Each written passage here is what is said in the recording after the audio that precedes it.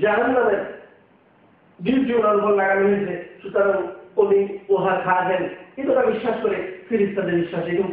এবং কিছু ফিরিস্তা এমন আছে, যেমন হাদিসে আসছে যে কিছু ফিরিস্তা মায়ের পেটে সন্তান যখন 4 মাস হয়ে যায় তখন আসেন এবং তার রিজিক লেখা শুরু করেন, তার হায়াত লেখা শুরু করেন, তার কর্ম লেখা শুরু করেন, সর্বকিছু লেখা শুরু করেন। তাহলে আমরা বিশ্বাস করতে হবে যে কিছু ফিরিস্তা এই জাতীয় কর্মব্যস্ত, যাকে আল্লাহ এভাবে কর্ম দিয়ে দান করেছেন এবং যাকে এই কাজের জন্যই আল্লাহ তারা নির্ধারণ করেছেন। তাহলে আমাদের বিশ্বাস হলো এমন কিছু ফিরিস্তা এই সমস্ত কর্মব্যস্ত আছে, যেমন এমন কিছু ফিরিস্তা আছে যারা বনি আদমের আমল হেফাজত করেন। ডান পাশে এক ফেরেশতা আছে, বাম পাশে এক ফেরেশতা আছে, হাদিসের বর্ণনা মোতাবেক।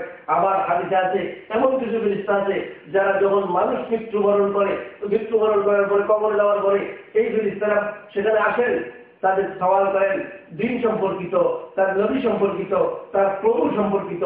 এই সমস্ত ফেরেশতারা যারা যে কাজেই আছেন, আমাদের বিশ্বাস স্থাপন করতে হবে যে আল্লাহ তাআলা ফেরেশতা বানিয়েছেন এবং এরা নূরের সৃষ্টি। এদেরকে আল্লাহর হুকুম পালনার্থে বানিয়েছেন। এরা খানো না, পালন করেন না, ঘুমাও না, তাদের মধ্যে কোনো কমজোরি বলতে কিছু নাই। তাদের পূর্ণ শক্তিতে তারা আল্লাহ তাআলার হুকুম পালনে ব্যস্ত আছেন। এবং কিছু নির্ধারিত তাদের জন্য কিছু দায়িত্ব, কিছু ফেরেশতা দেওয়া আছে, যারা যে কাজেই নির্ধারণ করেছেন আল্লাহ তাআলা ঠিক সেই কাজেই তারা ব্যস্ত আছেন।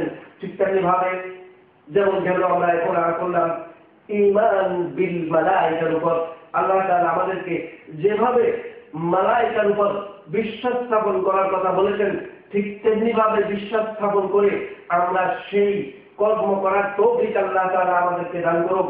এবং এই ফেরেশতারাই আল্লাহ তাআলার হুকুম যেমনি ভাবে নিজে পালন করেন, ঠিক তেমনি ভাবে আল্লাহর কোন হুকুমের অভাব যেমন